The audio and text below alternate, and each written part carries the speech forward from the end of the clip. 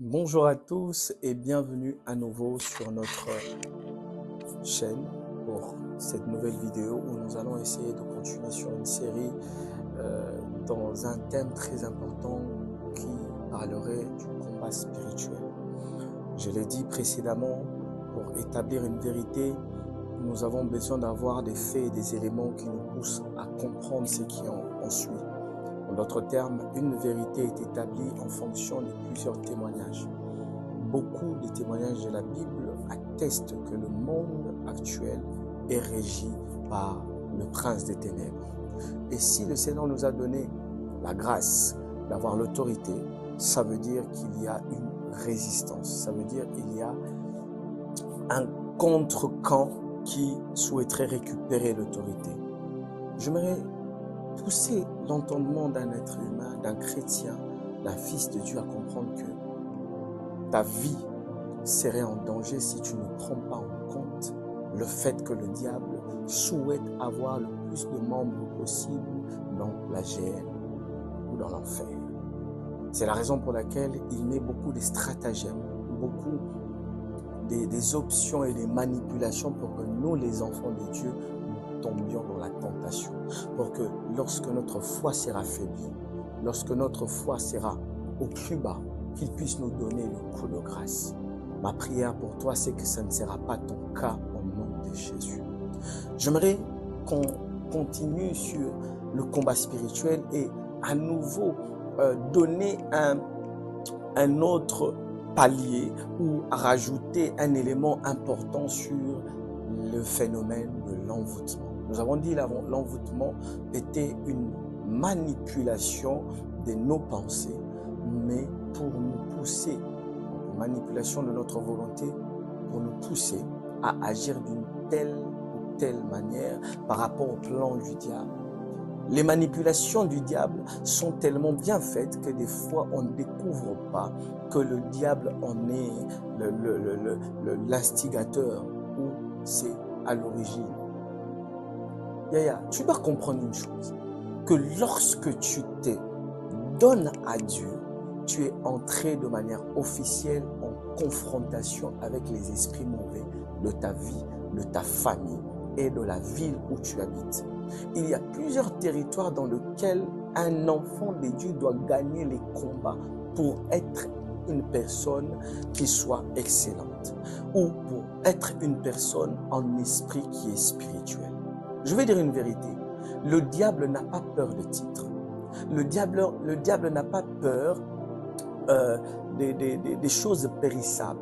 Le diable a peur des chrétiens qui ont l'autorité et la connaissance de leur identité. La première des choses qui mène les gens à tomber dans l'envoûtement, malheureusement, c'est le manque ou la crise d'identité en Christ.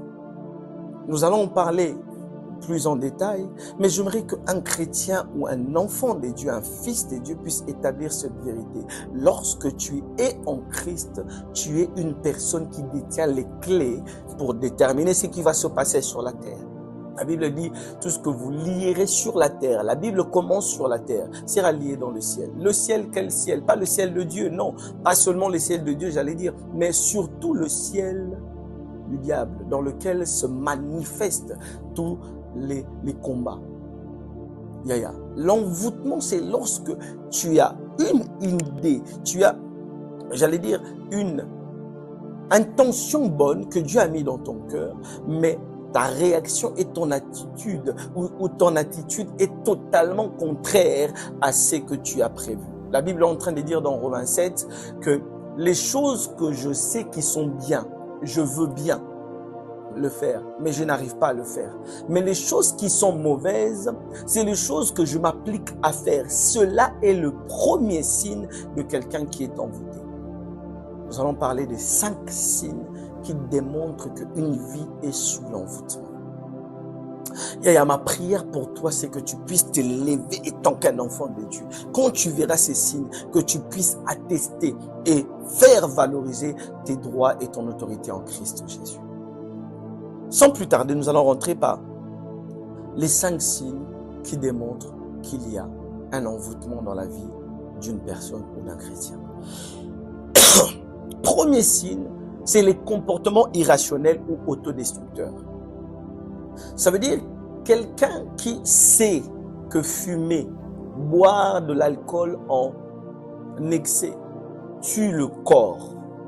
Quelqu'un qui sait que faire tel acte ou tel autre acte tue.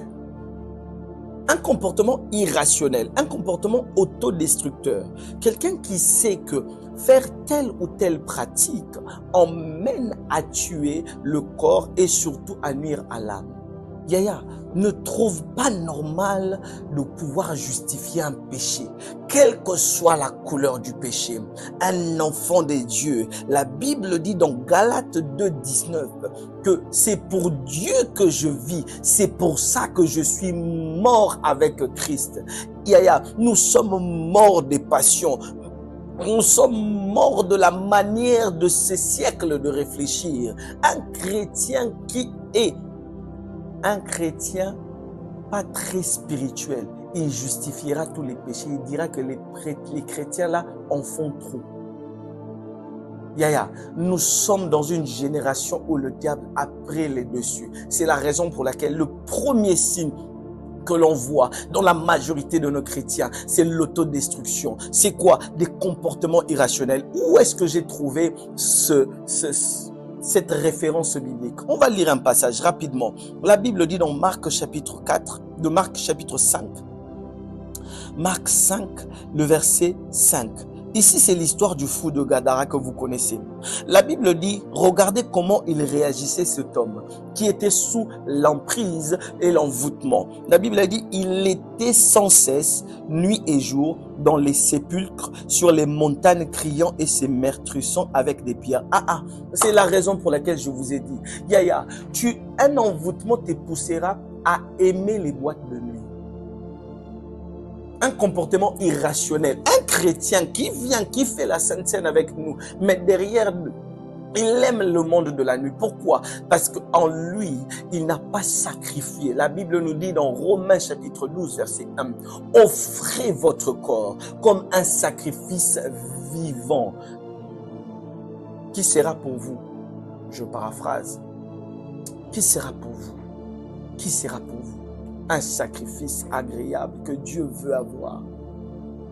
Yaya, s'il te plaît, reconcentre-toi. Les signes que je suis en train de te donner, c'est pour montrer que le diable est derrière notre vie. Quand tu vois les signes commencer à se lever dans ta vie, lève-toi, déclare. La Bible dit, il n'y aura aucun enchantement contre Jacob et aucune divination ou aucun envoûtement contre Israël. Je prophétise dans ta vie, il n'y aura plus d'envoûtement qui va te pousser à faire des choses qui te sortira de la voie de Dieu au nom de Jésus. Deuxième signe. Alors, je vais donner les signes qui sont à l'intérieur de cette manifestation. Vous allez voir quelqu'un qui a des décisions incohérentes. Donc, il prend des décisions. Quand on regarde le mec, merci Saint-Esprit, il y a des filles, elles adorent les bad boys.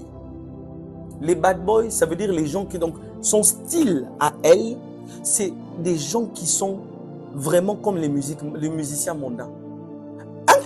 Une chrétienne, mais elle ne sait pas qu'à l'intérieur, le diable a mis un système de pensée pour que quand elle voit un homme normal qui vient la draguer, elle veut pas. Mais quand c'est un bad boy, quand c'est un gars qui a un peu la barbe comme Fali, quand c'est un mec qui s'habille un peu en TN, en survêt, là elle kiffe. Pourquoi? Parce qu'à l'intérieur d'elle, il y a des éléments comme on met dans le script de quelqu'un. Même si elle veut, elle ne peut pas être au-dessus de cela.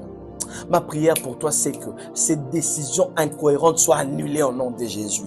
Deuxième chose qu'on peut voir, c'est qu'elle est attirée par le danger.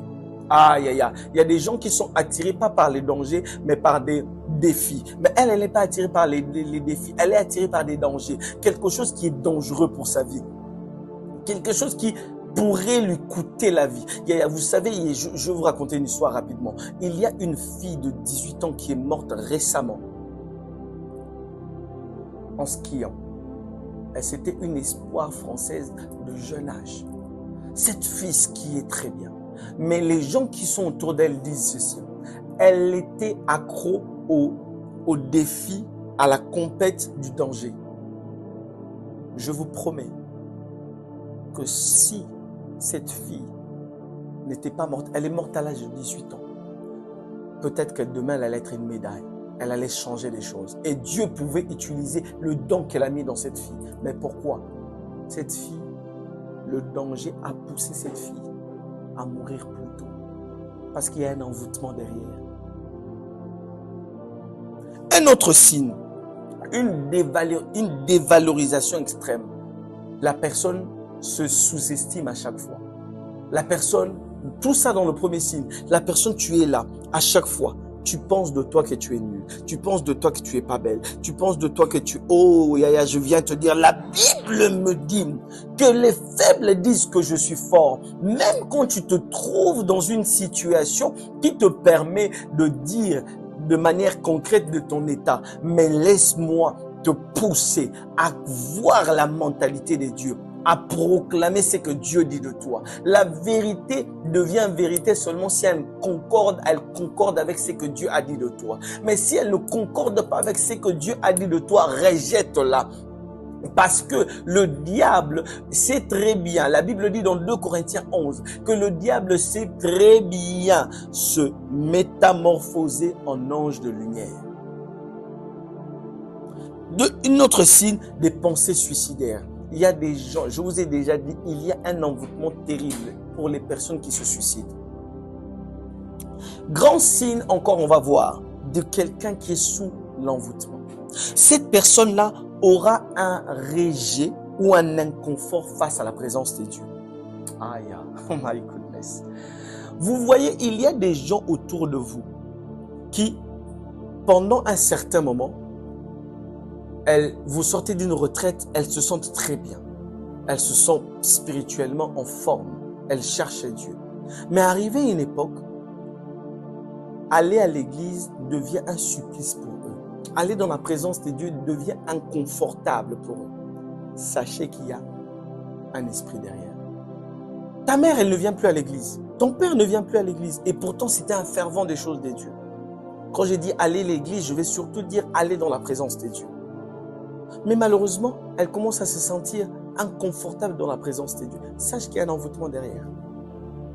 Et cet envoûtement a besoin de quoi? De l'enlever de tout ce qui a trait avec la présence de Dieu. La Bible dit dans les psaumes 34 que Dieu est près de ceux qui le cherchent. Yaya, je peux te dire une chose. Lorsque le diable commence à te mettre à l'extérieur de lui, sache qu'il y a un envoûtement qui a déjà commencé. Et les signes qui permettent de voir ces choses-là. Le premier signe, il a un malaise soudain pendant la prière. Est-ce que tu n'as pas remarqué que ce n'est pas normal pendant que tu regardes un film, pendant que tu regardes un manga, pendant que tu regardes un théâtre, tu ne dors jamais. Mais quand il s'agit de commencer la prière, d'un coup, tu es saisi par le sommeil. Ça s'appelle l'esprit de l'envoûtement. L'esprit de l'envoûtement n'est pas envoyé par un démon. Il est envoyé par un esprit méchant. Je vous ai déjà donné la différenciation entre ces classes spirituelles. Pourquoi? Parce que eux, ils ont un rôle de t'emmener. En fait, ils ont comme rôle, c'est si je dois faire comme si c'était dans les forces de l'ordre, dans la sécurité intérieure, dans le ministère des Affaires intérieures.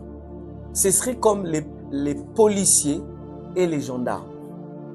Les esprits méchants et les esprits malins sont comme les policiers et les gendarmes. Ce n'est pas devant eux que tu seras au tribunal. Eux, ils ont juste pour rôle de prendre l'infraction et de l'emmener vers le tribunal. C'est le tribunal qui va te donner. Le tribunal, c'est là où sont les grands démons, les autorités, les dominations et les principautés. En d'autres termes, ils ont pour rôle de te pousser dans le plan, dans le plus grand plan. Ça veut dire dans le grand projet du diable. L'envoûtement qui te pousse à te détourner des choses de Dieu. Pendant que tu médites, tu peux rester sur TikTok 6 heures. Mais quand tu commences la méditation, tu as l'impression de commencer une page. Tu commences à lire la Bible. 3 minutes. Tu pars déjà sur Instagram. Tu ne te rends pas compte que tu es déjà sur Instagram. Et pourtant, tu étais en train de lire la Bible. Ma prière pour toi, c'est que la présence de Dieu envahisse tes pensées à un point que tu puisses te déconnecter du monde, te connecter à Dieu. La connexion avec Dieu te poussera à vivre dans l'éternité des dieux sur la terre. Le but de Dieu, c'est d'envahir le royaume de la terre avec le royaume des cieux. Le royaume des cieux, c'est pas un endroit où on va aller. Le royaume des cieux, c'est un endroit intérieur qu'on porte tous les jours. J'ai dit quelque chose d'important. Le royaume des cieux, c'est un endroit. Ça veut dire, c'est une place spirituelle que chaque chrétien porte en lui pour manifester l'ambassade des dieux sur la terre. La Bible dit, ne savez-vous pas que vous êtes des ambassadeurs? Et la Bible rajoute que nous sommes les temple de Dieu et Dieu habite en nous par son esprit. Je dis à quelqu'un, l'envoûtement qui te poussera à être inconstant dans la présence de Dieu, à être inconfortable dans la présence de Dieu, je l'annule immédiatement au nom de Jésus. Comment on peut rester 3 heures à regarder le foot, mais quand on commence à lire la parole de Dieu, on n'y reste que 10 minutes. Quelque chose ne va pas. Chrétien, réveille-toi. Je veux réveiller ta soif de chercher Dieu. Je veux réveiller ta soif d'aller dans la présence de Dieu. La présence de Dieu, ce n'est pas une question d'habitude, mais c'est surtout une question d'attitude. Oh, je peux le dire autrement. La présence de Dieu, ce n'est pas une question d'habitude, mais c'est une question d'attitude. La position que tu prends quand tu viens devant Dieu détermine le déplacement de Dieu vers toi. Oh my goodness. La position que tu prends pendant que tu viens vers Dieu détermine le placement que Dieu va prendre ou le déplacement que Dieu va faire vers toi. Dieu peut te montrer une de ses présences. Mais lorsque tu ne bouges pas suffisamment pour monter, oh my goodness, tu ne pourras pas voir les trônes qu'il y a dans le ciel. La Bible est en train de dire dans Jean 4 que Dieu dit à Jean, Jean, lève-toi et monte ici. Je te ferai voir ce qui va arriver. Ma prière pour toi, c'est que tout envoûtement qui t'a poussé à rejeter Dieu, à abandonner la voie de Dieu, à être fatigué lorsque tu cherches Dieu, soit annulé au nom de Jésus. Je ne vais pas rentrer dedans, mais je vais juste donner des signes. Deuxième signe, à l'intérieur du grand signe, c'est lorsque tu te sens irrité pendant qu'on loue. Il y a beaucoup de gens qui disent, aujourd'hui on n'a pas bien loué. Aujourd'hui l'adoration d'aujourd'hui, il manquait quelque chose. Pendant qu'on adorait, est-ce que tu n'as pas compris que l'adoration n'est pas un lieu physique, n'est pas une action de chant, mais l'adoration est un cœur qui est prosterné devant Dieu malgré ce que tu as autour de toi. La Bible dit ceci, Paul et Silas étaient dans la prison, mais ils louaient Dieu. Il y a un problème. Comment des gens qui sont dans la prison peuvent louer Dieu? De l'autre côté, on voit Pierre qui était arrêté pour le faire tuer. Mais la Bible dit Pierre dormait. Comment ces gens peuvent avoir une attitude, oh my goodness, j'aime ça, qui transcende la position, qui transcende les situations qu'ils sont en train de vivre. Parce que c'était des gens qui avaient des cœurs d'adorateurs. Un adorateur n'a pas besoin de se sentir bien pour aller bien. J'ai dit quelque chose d'important. Un adorateur n'a pas besoin de se sentir bien pour aller bien. Un adorateur va bien, c'est pour ça qu'il se sent bien. C'est-à-dire qu'un adorateur n'a pas besoin d'avoir le bonheur pour avoir la joie.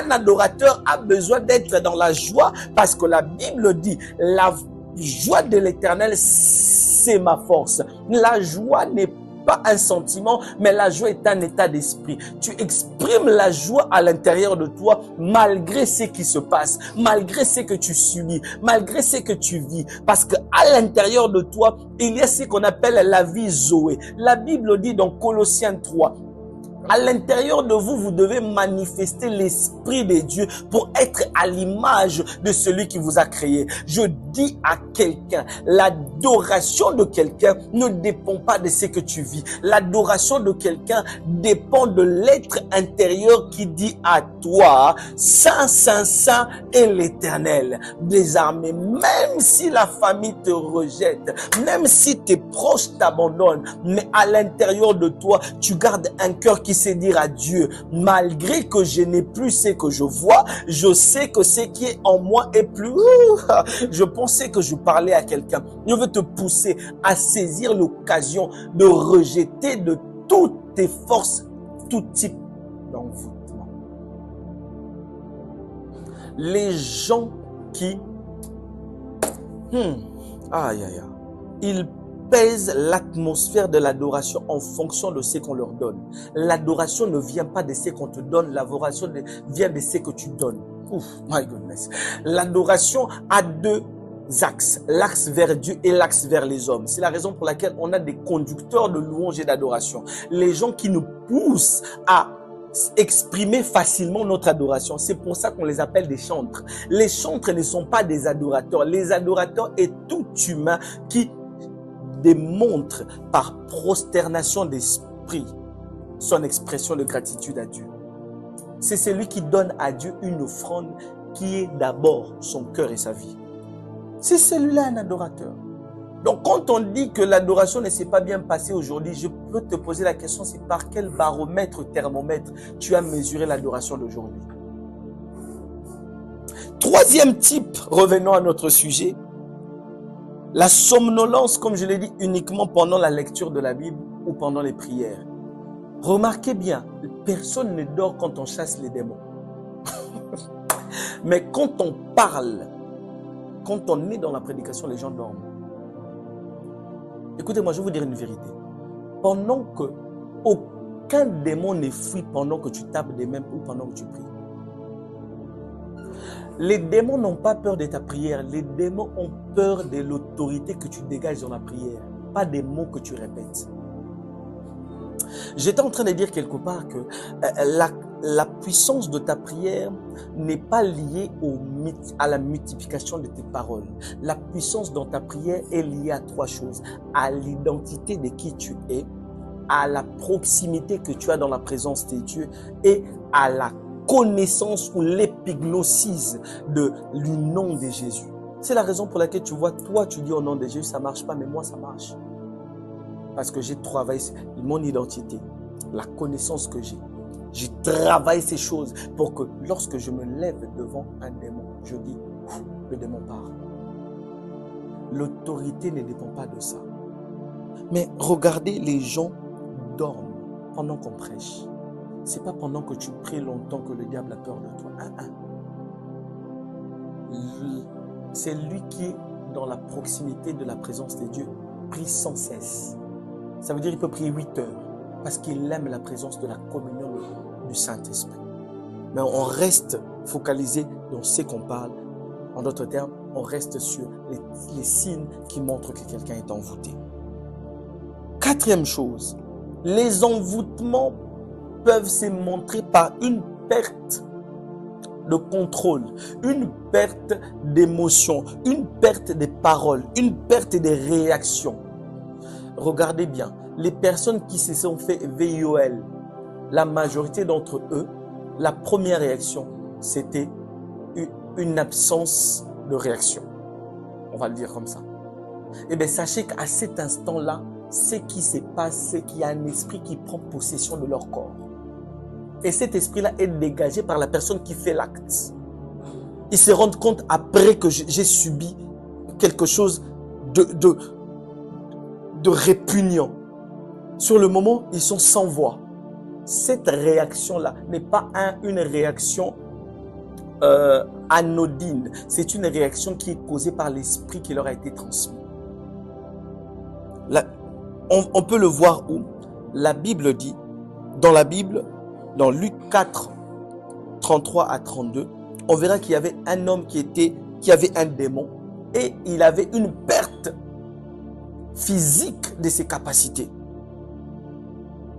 Voyez bien, quelqu'un qui est envoûté, il a une colère incontrôlable. Ton père, ta mère, qui est toujours en fait, il ne sait pas agir de manière équilibrée. Ne vous inquiétez pas, cette personne-là est sous l'effet de l'envoûtement. Les gens qui n'arrivent pas à protéger les paroles qui sortent de leur bouche, cette fille ou ces garçons-là, ils parlent, il ne sait pas garder ses secrets. Toute sa maison, tout le monde sait ce qui se passe chez eux. Tout ce qui se passe dans son couple, tout le monde sait. Ne vous inquiétez pas, il y a un envoûtement derrière. C'est une perte de contrôle. Quelqu'un qui ment, il ment, mais lui, oh là là. Donc, son mensonge devient même absurde à accepter. Vous êtes dans un groupe, il vient de dire ici, il vient de dire là-bas, il ne fait que mentir de part et d'autre. Et vous tous, vous savez qu'il ment. Mais le pire dans tout ça, c'est qu'il sait que vous savez qu'il ment, mais il continue de mentir. Et il y a un envoûtement. Et cet envoûtement a pour but de t'emmener à un endroit où c'est toi-même qui va te donner à pâture au diable. Ma prière pour toi, c'est que toute perte que tu as eue de tes facultés soit restaurée immédiatement au nom de Jésus. Quatrième chose.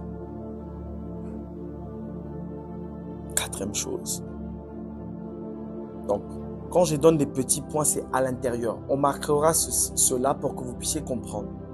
Donc, dans le troisième grand signe, on a colère incontrôlable, crise émotionnelle inexplicable, changement de mood direct. Les personnes qui sont bipolaires, donc la bipolarité, on en parlera, mais c'est la possession démoniaque. La bipolarité, c'est une possession démoniaque, c'est pas un envoûtement. L'envoûtement, c'est une manipulation sans contrôle total. Mais la possession, c'est lui-même qui commence à agir. Tu n'as plus de volonté. Parole soudaine blessante. Tu vois ton père, ta mère, en couple, il a des paroles, des pics qui font directement mal. Sache que cette personne-là est sous un effet bizarre. Et tu regardes bien, c'est même pas pour t'encourager, mais c'est pour t'enfoncer. Les personnes qui ont toujours des mauvaises paroles pour leurs femmes, pour leurs copains, pour leur mari, toujours à te rabaisser, toujours à te prendre pour un moins que rien. Cette personne-là qui réagit comme ça, il est sous l'effet d'envoûtement. Parce que le diable veut qu'il casse la famille. Lorsque la famille est cassée, la Bible dit si un royaume divisé, si un royaume est divisé, il ne pourra plus subsister. C'est normal. Il doit y avoir quelqu'un qui doit se lever et payer les prix pour que la famille soit restaurée. Et les violences verbales, ils vous traitent de moins que rien. Vous n'êtes pas intelligent. Vous êtes un papa qui vous traite de tous les noms, rabaissant. Le diable veut installer une pièce dans votre tête qui vous dit que vous êtes rien. Vous ne servez à rien. On va passer vite. Quatrième signe, c'est un isolement anormal. Vous allez voir que quelqu'un, il est avec tout le monde et d'un coup, il ne sort plus. Il ne veut plus voir les gens. La seule meilleure manière que le diable veut pour que tu écoutes convenablement sa voix, c'est de t'isoler avec tout le monde. Le seul moyen que Dieu veut pour écouter convenablement sa voix, c'est de t'isoler avec tout le monde. Le diable et Dieu, ils ont ce moyen-là parce que c'est un moyen spirituel pour t'écarter des distractions, pour te retirer vers eux. Tu verras quelqu'un. Il était bien avec tout le monde. Une petite chose arrive parce qu'il avait des traumas. Il se retire de tout le monde. Il ne veut plus aller à l'église. Il se retire, il reste à la maison. Rester à la maison, c'est le meilleur moyen que le diable met pour créer en vous un poids spirituel. Tu n'arrives plus à prier. Pourquoi? Parce que la Bible dit, il est doux et agréable. Doux et agréable, ça c'est dans le mot français. Mais en grec, le mot utilisé là, il est préférable et souhaitable pour Dieu que les frères et sœurs se rassemblent. Parce que, pourquoi? À l'intérieur, il y a une bénédiction qui coule. Une bénédiction en définition, c'est un esprit qui attire les bonnes promesses. Ça veut dire, lorsque les enfants de Dieu se réunissent en communion fraternelle, il y a l'esprit de Dieu. La Bible dit quoi? Si 2 ou 3 sont assemblés en mon nom, il est là au milieu d'eux. Tu fuis l'église parce qu'on a dit que tu es encore un bébé spirituel. Les hommes ne manqueront pas à te juger parce qu'ils ne comprennent pas qui tu es. Alors ne leur laisse pas, s'il te plaît, le privilège de dire qu'ils avaient raison. Lorsque les gens disent des choses sur toi, combat en esprit, laisse-leur parler comme ça, dans le physique. Quand le combat de l'esprit est gagné, sache que tu es victorieux. Ce qu'on dit de toi ne définira jamais qui tu es. Tu es de Dieu. Dieu t'a racheté par ton sang. Ton passé n'a plus aucun impact sur toi parce que tu as la connaissance de qui tu es. Tu es renouvelé en Christ. La Bible dit que dans Marc 5, le fou de Gadara, il avait sa demeure dans les sépulcres, ça veut dire dans les cimetières. Les personnes qui sont envoûtées, ils aiment s'isoler de tout le monde. Ils commencent à se sentir seuls. Yaya, et se sentir seul, lorsque c'est le Saint-Esprit qui t'appelle, ça veut dire que tu commences le voyage du brisement. Mais quand tu te sens seul et toutes les mauvaises pensées commencent à t'envahir, sache que le diable essaie de te pousser dans une phase qu'on appelle la dépression. Le premier pas de la dépression s'appelle devenir solitaire. Le premier pas de la dépression, c'est de pousser quelqu'un à devenir solitaire. Ne plus parler, couper les ponts avec tout le monde de manière inopinée. Quels sont les signes qu'on voit à l'intérieur? Un isolement soudain sans raison. On va voir un rejet de toute aide. Quelqu'un veut t'aider, il se braque. Les gens qui se braquent, on sait que tu as le besoin, mais il se braque. Il ne veut pas avoir de l'aide de quelqu'un. Il coupe tous les ponts avec les amis, avec la famille, avec les gens qui peuvent lui porter de l'aide. Il y a un envoûtement derrière. Ne laissez pas cette personne seule, même quand il commence à s'isoler. L'isolement pousse quelqu'un à aller, surtout pour les jeunes. La première étape vers la masturbation, la pornographie, c'est l'isolement, quand on est seul. Je prie pour quelqu'un qui est en train de combattre et que le diable a mis tous les pièges de l'envoûtement autour de lui. Que cela tombe au nom de Jésus.